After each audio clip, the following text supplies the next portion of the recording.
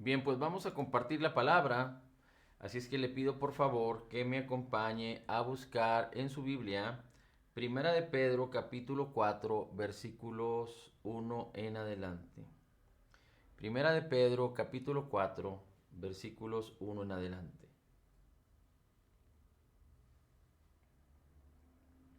Dice la escritura así: Por tanto, puesto que Cristo ha padecido en la carne, por tanto, puesto que Cristo ha padecido en la carne, armaos también vosotros con el mismo propósito.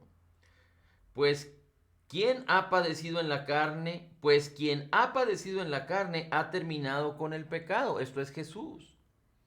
Para vivir el tiempo que le queda en la carne, no ya para las pasiones humanas, sino para la voluntad de Dios. Lo voy a leer una vez más.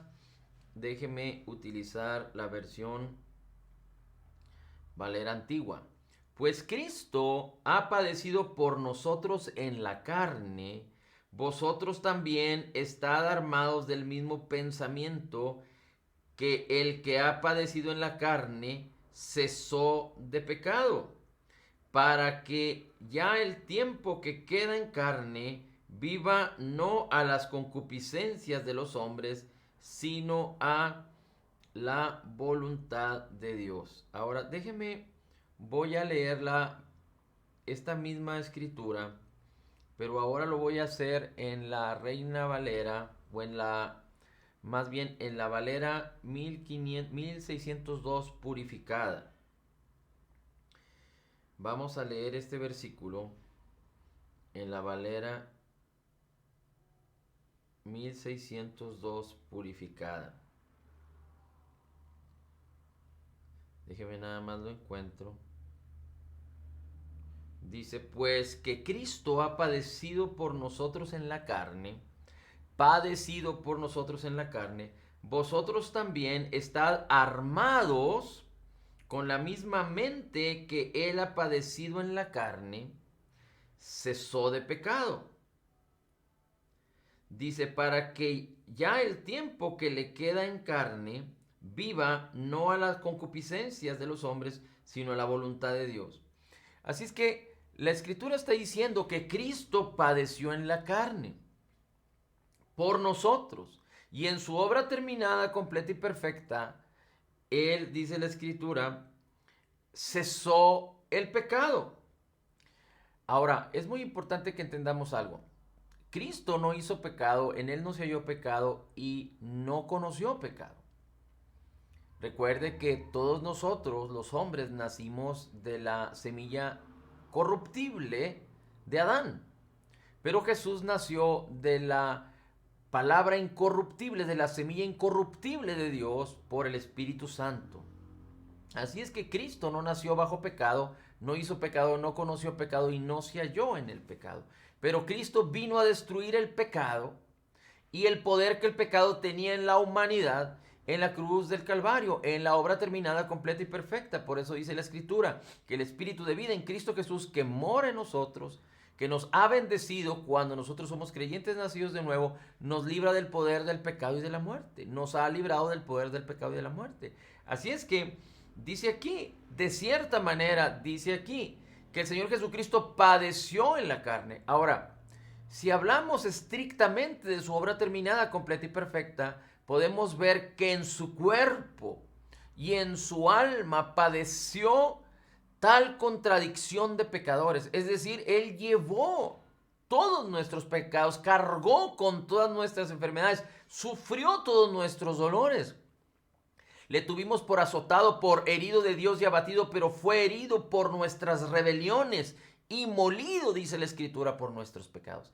Pero Cristo Jesús, desde su venida, estando en la carne, y vamos a hablar particularmente del inicio de su ministerio, Él padeció en la carne, Él sufrió en la carne, la contradicción del rechazo, la contradicción de la rebeldía de los hombres hacia Él por causa de la incredulidad. Cristo sufrió siendo Dios, hecho hombre, sufrió la humanidad, aunque no conoció pecado y no se halló en el pecado y no hizo pecado, pero la adversidad humana, la adversidad de la incredulidad, la adversidad de la multitud de pecadores, de la multitud de religiosos, de los sistemas de pensamiento religioso y pecador, etcétera, etcétera, dice, todo esto era contrario al corazón de Dios, todo esto es contrario al Espíritu de Dios, todo esto es contrario a Cristo. Así es que Cristo padeció, muy bien, ahora, pero dice aquí, pero ya el tiempo que queda en la carne, ya no debemos vivir en las concupiscencias, porque está hablando ahora como un ejemplo para nosotros. Nosotros también morimos en Cristo, y Cristo ahora mora y habita en nosotros en un nuevo espíritu creado en la justicia y santidad de la verdad, de tal manera que dice que tú y yo vamos a padecer en la carne, pero para no vivir en el pecado, porque el pecado ha cesado por cuanto ha sido resuelto el tema del pecado para con Dios por la obra terminada de Jesús en el Calvario. Pero el Señor nos llama que quiere que vivamos a la voluntad de Dios. Es decir, el deseo, la estrategia, el diseño de Dios para todo creyente es para que no vivamos en la voluntad de la carne, pero en la voluntad de Dios. Vivir en la voluntad de la carne es hacer caso a las cosas contrarias al Espíritu de Dios, al Espíritu de Cristo, al Espíritu de la palabra, al mismo Señor Jesucristo. Ahora, le voy a pedir por favor que me acompañe a Santiago. Bueno, vamos a leer Pedro. Primero vamos a leer Pedro, ahí mismo, en la primera carta de Pedro, pero ahora vamos al capítulo 5. Y mire cómo dice a partir del versículo 8. Primera carta de Pedro, ya estábamos en el 4, ahora vamos al 5. Dice así: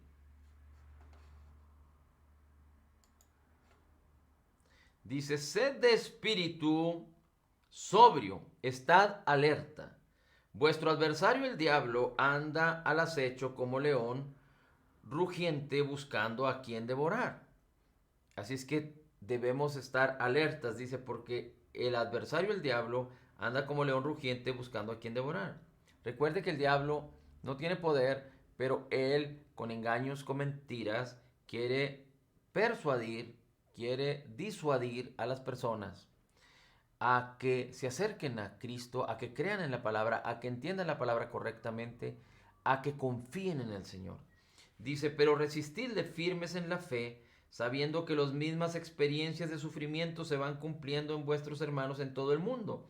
Sabiendo que las mismas experiencias de sufrimiento se van cumpliendo en vuestros hermanos en todo el mundo. Déjeme, leo esta escritura también en la Biblia purificada. Dice el capítulo 5. Dice, sed templados y velad, porque vuestro adversario el diablo anda como león rugiente en derredor buscando a quien devorar, al cual resistid firmes en la fe, al cual resistid firmes en la fe. Recuerde, Dios no resiste al diablo. Las acciones no resisten al diablo. La obediencia no resiste al diablo, sino resistir es una acción activa como de un soldado. Resistir. Resistir no significa aguantar los golpes, ser golpeado hasta resistir, no. Pero aquí dice, resistid firmes en la fe. La fe tiene que ver con creer, con oír la palabra, creer la palabra, pero actuar, pero dar pasos para que la fe manifieste, para que la fe se comunique, manifieste exitosamente su poder. Ahora, dice la Escritura que con el corazón se cree y con la boca se confiesa para salvación. Así es que dice, resistid firmes en la fe, sabiendo que las mismas aflicciones han de ser cumplidas en la compañía de vuestros hermanos que están en el mundo. Es decir, hay aflicciones. ¿Cómo es que el diablo entonces está insistiendo y está atacando o está queriendo vulnerar a los creyentes. Bueno, dice la Escritura que Él lo está haciendo a través de aflicciones. Dice, ha de ser a las aflicciones que han de ser cumplidas por la compañía de vuestros hermanos. Versículo 10. Mas el Dios de toda gracia, que nos llamó a su gloria eterna por Cristo Jesús, después de que hubieses padecido, después de que hubieses un poco de tiempo padecido, Él mismo os perfeccione, confirme, fortalezca y establezca. Recuerde que el poder de Dios y el Espíritu Santo de Dios y la palabra nos han sido dadas. Así es que Dios está listo para operar en nosotros su diseño, para que lo que hay en nuestro espíritu pueda manifestarse en nuestra alma y en nuestro cuerpo, transformando nuestra alma, vivificando nuestro cuerpo, a través de que nosotros renovemos nuestras mentes con la palabra, a través de que la palabra empiece a dar fruto en nuestras vidas. Por eso dice el apóstol Pedro, templados y velad. Sed templados y velad. Ahora dice, el Dios de toda gracia nos ha llamado por su gloria eterna en Cristo, para que después de haber sufrido o padecido en un poco de tiempo, seamos perfeccionados por el poder de Dios, por Dios mismo, confirmados, fortalecidos y establecidos. Ahora, una de las palabras claves aquí es fortalecidos, fortalecidos. Dios nos fortalece. El gozo del Señor es nuestra fuerza. La palabra del Señor nos fortalece. Cuando damos gloria a Dios, fortalecemos la fe. Así es que no debemos de pensar en debilidad, no debemos de pensar en escasez, pero debemos de pensar en fortaleza. Debemos de pensar en estar firmes, en estar fuertes. Los débiles no pueden hacer bien su trabajo, los débiles no pueden pensar bien, los débiles no pueden actuar, los débiles no pueden tener un buen fruto. Un árbol débil no puede dar buenos frutos, pero Dios nos dice que Él está listo para fortalecernos por su Espíritu y su palabra que mora en nosotros, el Dios de toda gracia, dice la Escritura.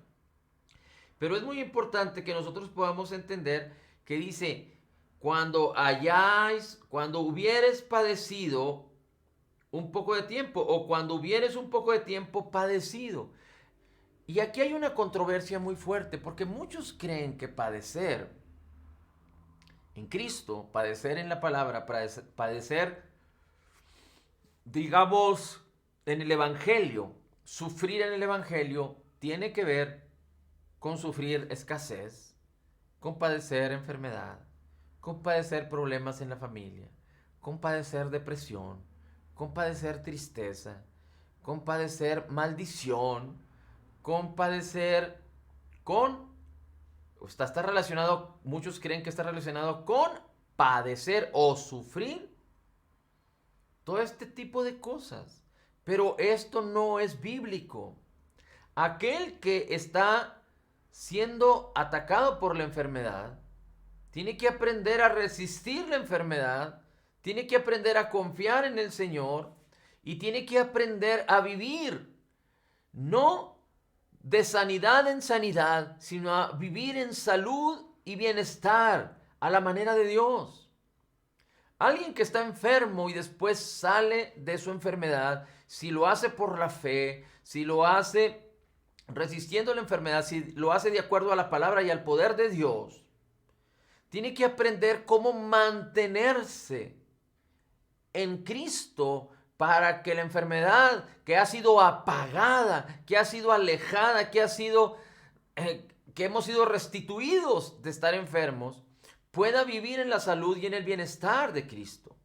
Si alguien sale de la enfermedad con tratamientos médicos, con que el mismo cuerpo restaure por sí solo, o con algún otro tratamiento que no sea la palabra, que no sea la manera de Dios, es importante que, aunque sea un poco más difícil o más fácil, se aboque o se enfoque en la palabra para que la fe venga y aprenda a vivir en salud y en bienestar, aprendiendo a resistir todo mal y a caminar en lo mejor de Dios, en la vida abundante de Cristo. Vivir en lo mejor de Dios y en la vida abundante de Cristo es vivir libres de todo lo que Cristo ya nos redimió, libres de escasez, libres de enfermedad, libres de depresión, libres de tristeza, libres de maldición, libre de pecado, libre de condenación, libre de culpa, libre de acciones pecaminosas. Eso es vivir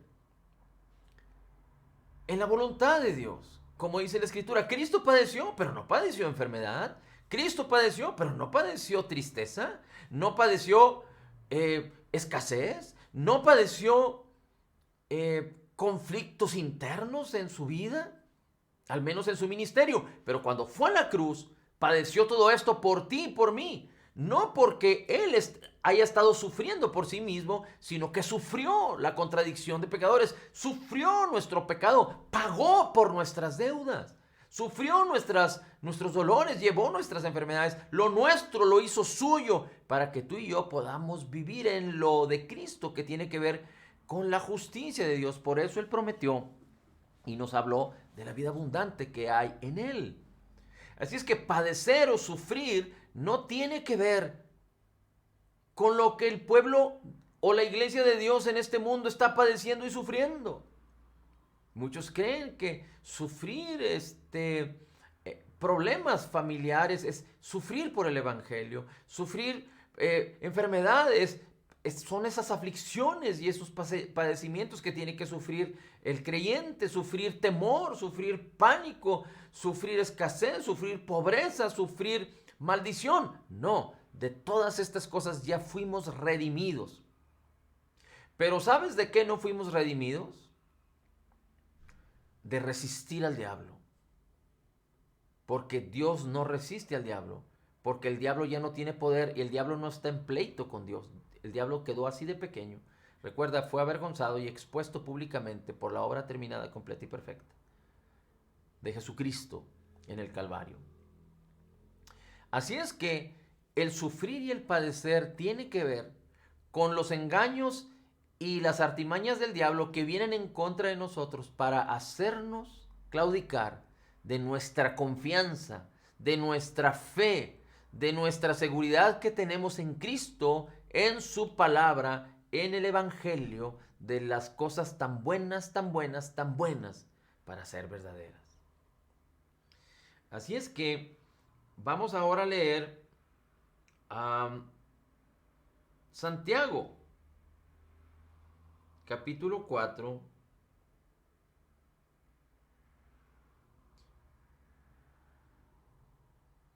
Santiago capítulo 4 y vamos a ir a los versículos, déjeme le digo,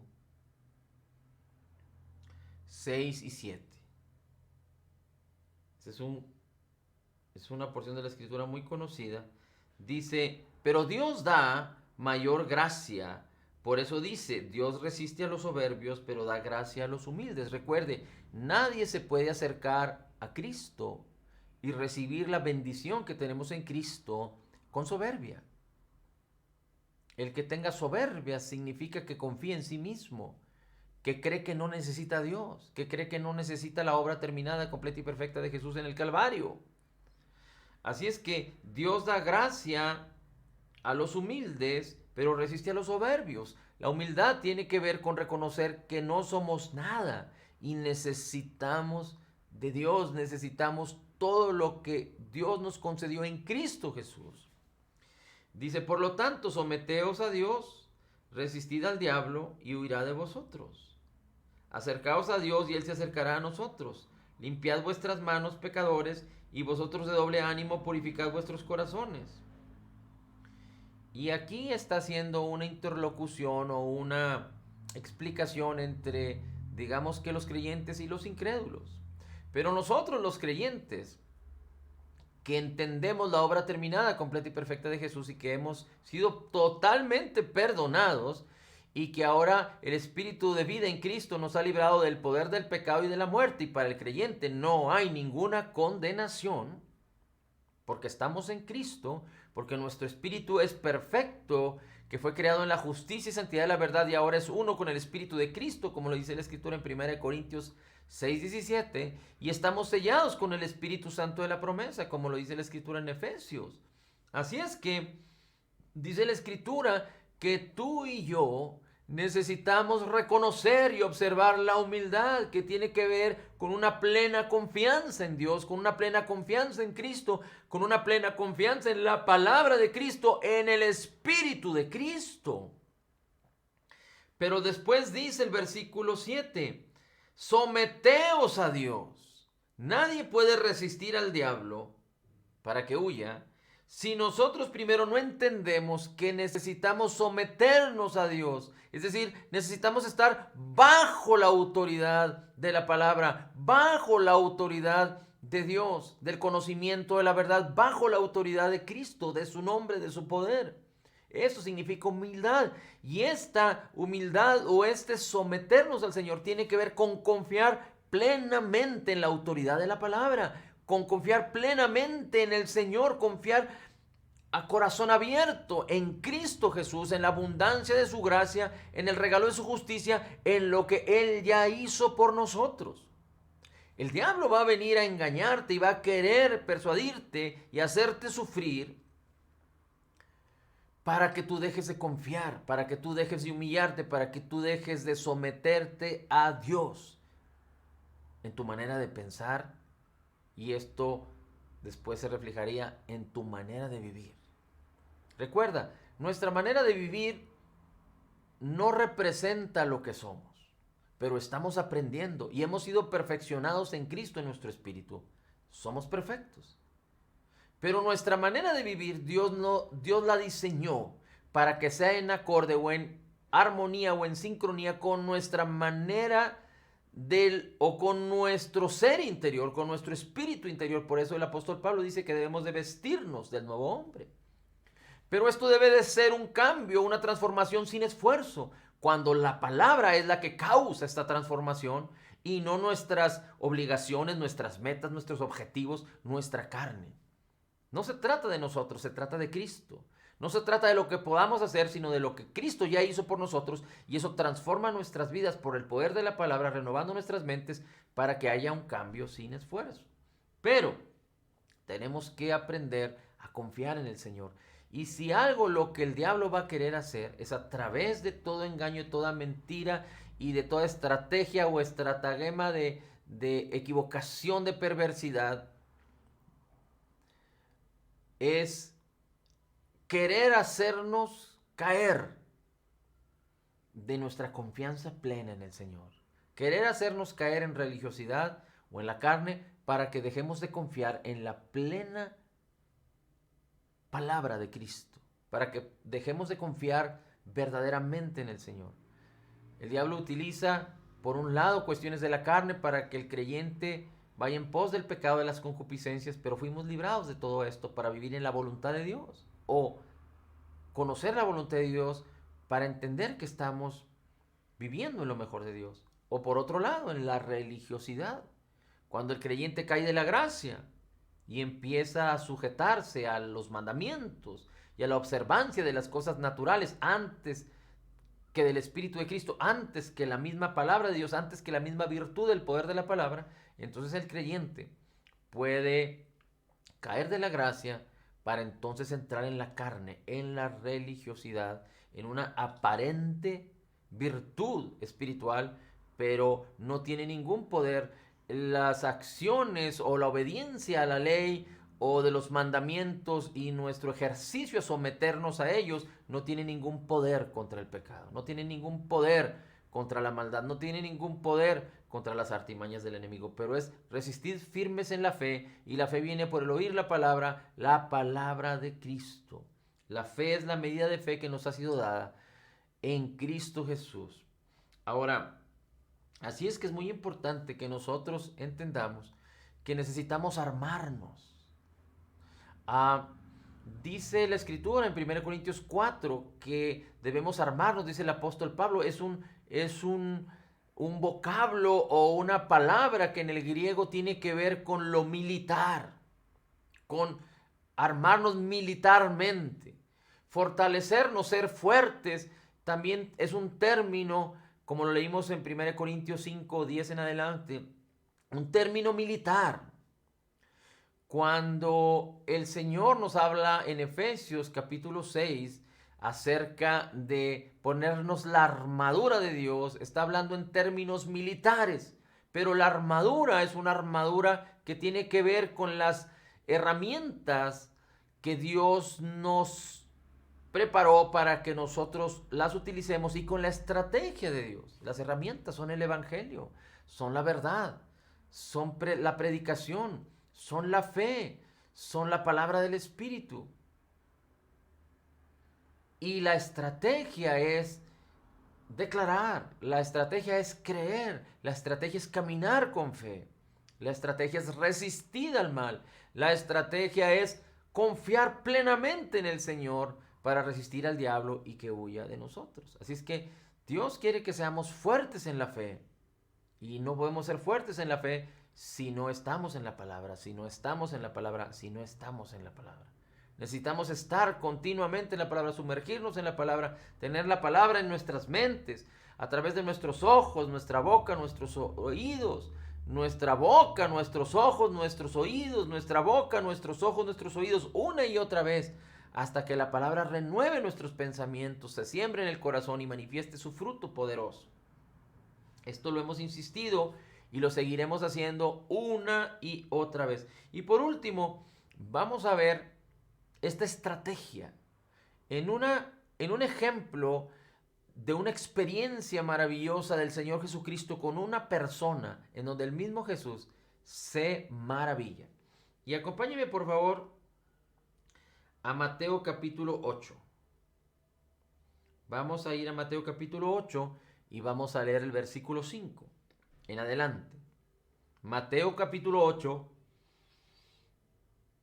versículo 5 en adelante.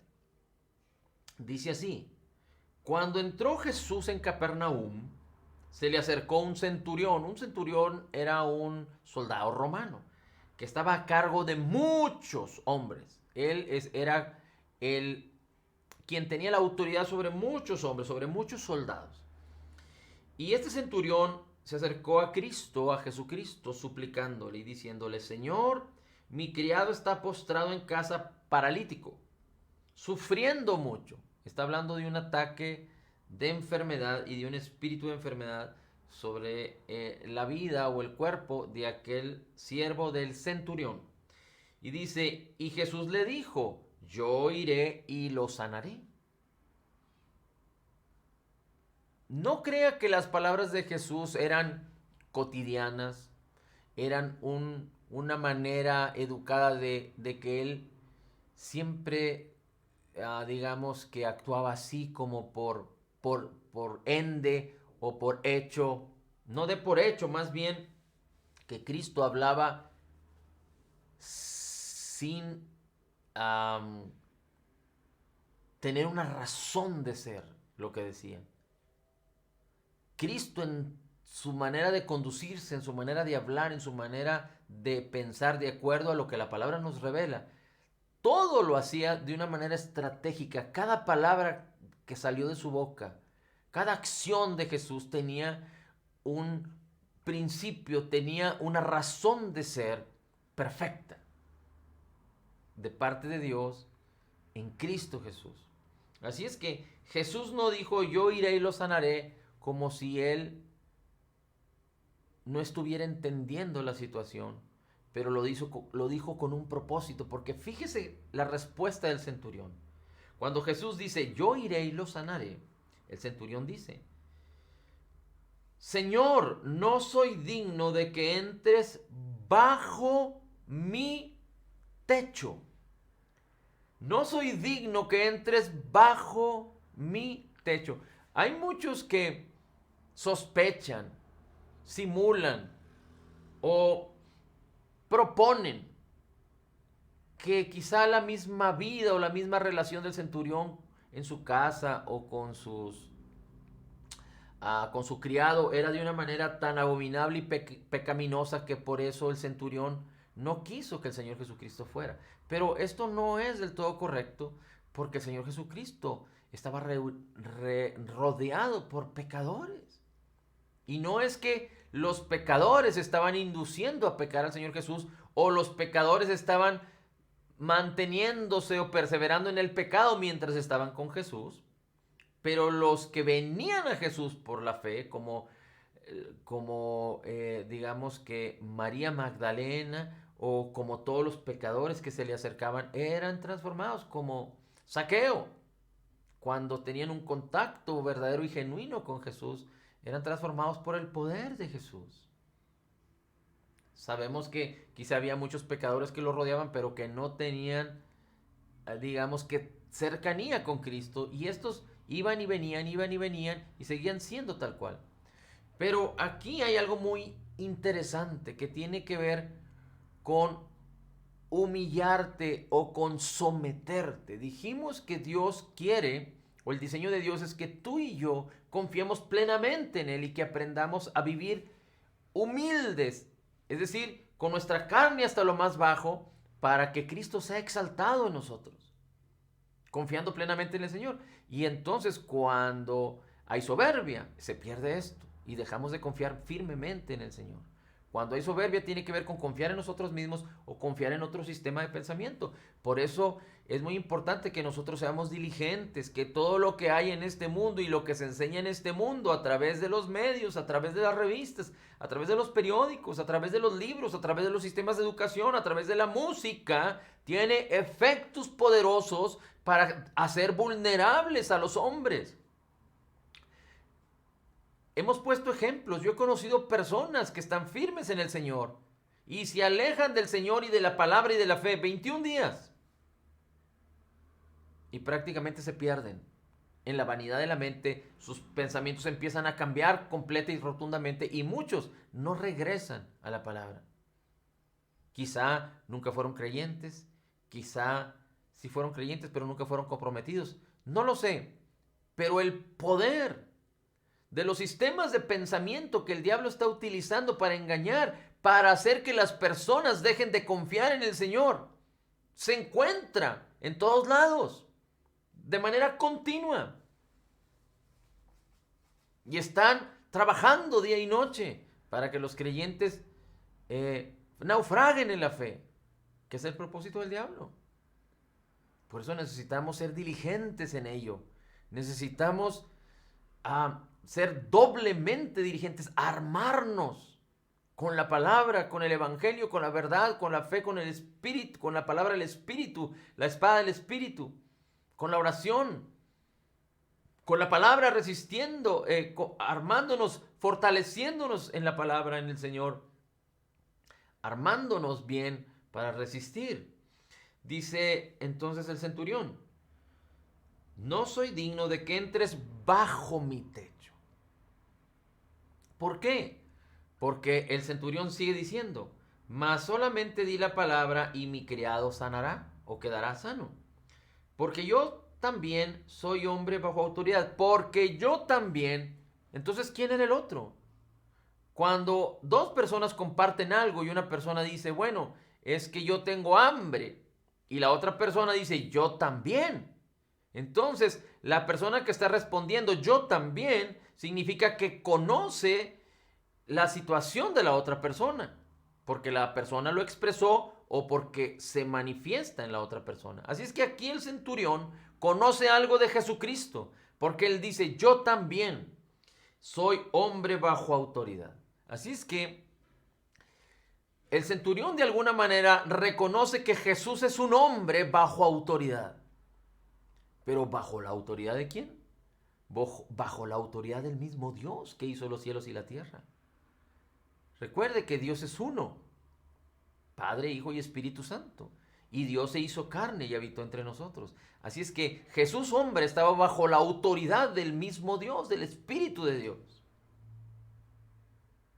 Y esa autoridad que estaba sobre Cristo, o Cristo que estaba bajo esa autoridad, el centurión sabía que no podía ser removida y que era imposible y que era indigno y que era descabellado pensar en intentar sacar a Jesús de esa autoridad en la cual estaba, bajo la autoridad que ya estaba, para tratar de meterlo debajo de otra autoridad. Por eso él dijo, yo no soy digno de que vengas bajo mi techo. No se trata de que tú vengas bajo mi autoridad, porque el centurión sabía que él tenía gente que estaba bajo su autoridad, pero la autoridad de Cristo era superior, era mayor.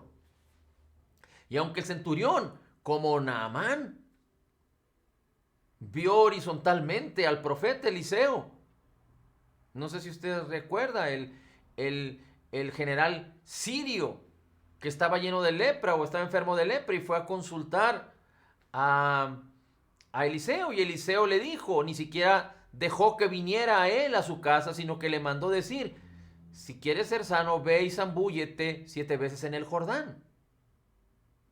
Y este sirio, este capitán de ejércitos, refutó y dijo, ¿quién es este? Que en mi país no hay ríos más poderosos, y demeritó, es decir, se puso al nivel horizontal, hombre contra hombre.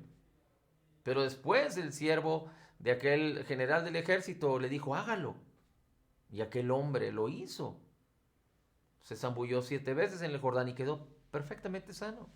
Así es que el centurión viene aquí delante de Jesús y reconoce su autoridad, y por ningún motivo se le ocurrió, como el resto de los religiosos que continuamente lo hacían, querían bajar a Jesús a su nivel de religiosidad, o como los familiares cercanos a Jesús, o los vecinos de Jesús, o los que conocían a Jesús en su ciudad natal, que no creían en él, que la incredulidad era tan fuerte, que querían quitar a Jesús del techo de su autoridad en el cual estaba, es decir, por decirlo de una manera, porque Dios, el Espíritu de Dios era su autoridad, la palabra era su autoridad, él estaba bajo la autoridad de Dios Padre. Los vecinos y los familiares querían quitarlo de esa autoridad y ponerlo a su nivel, y por eso Jesús no pudo hacer muchos milagros ahí, sino sanó solo a unos cuantos, por causa de la incredulidad de ellos. El Señor Jesús se maravilló por causa de la incredulidad de ellos. Dice el versículo 9, pero yo también soy hombre bajo autoridad, con mis soldados a mis órdenes, y digo a este ve y va, y al otro ven y viene, y mi siervo hace esto y lo hace. Al oírlo Jesús se maravilló y les dijo a los que le seguían, en verdad os digo que en Israel no he hallado a nadie que tenga una fe tan grande. Y os digo que vendrán muchos del oriente y del occidente y se sentarán en la mesa de Abraham, de Isaac y de Jacob, con Abraham, Isaac y Jacob en el reino de los cielos, pero los hijos del reino serán arrojados a las tinieblas de afuera. Allí será el llanto y el crujir de dientes. Entonces le dijo al centurión, vete, y así como has creído, te sea hecho. Así como has creído. Es decir, el centurión creyó que la palabra de Cristo iba a sanar a su centurión. Sí, porque él lo declaró. Pero esto estaba basado en que el centurión reconoció que él estaba bajo autoridad y tenía personas en o bajo autoridad. Él tenía una autoridad encima y él tenía gentes abajo. Pero no solo reconoció el poder de la palabra de Cristo, sino reconoció que en la autoridad que Cristo estaba, bajo la autoridad del Padre, creador de los cielos y de la tierra, y su palabra tenía tanto poder y tanta autoridad que todas las cosas en este mundo estaban bajo la autoridad de Cristo. Por eso a ti y a mí se nos ha dado el poder de la declaración de la palabra en el nombre de Jesús. Así es que cerramos con esto. Dios quiere que aprendamos a confiar plenamente en Él, en su palabra. Vamos a decirlo hasta el cansancio una y otra vez. En su palabra nadie puede conocer a Dios, nadie puede tener intimidad con Dios, nadie puede gozarse en el Señor si no lo hace también a través de la palabra.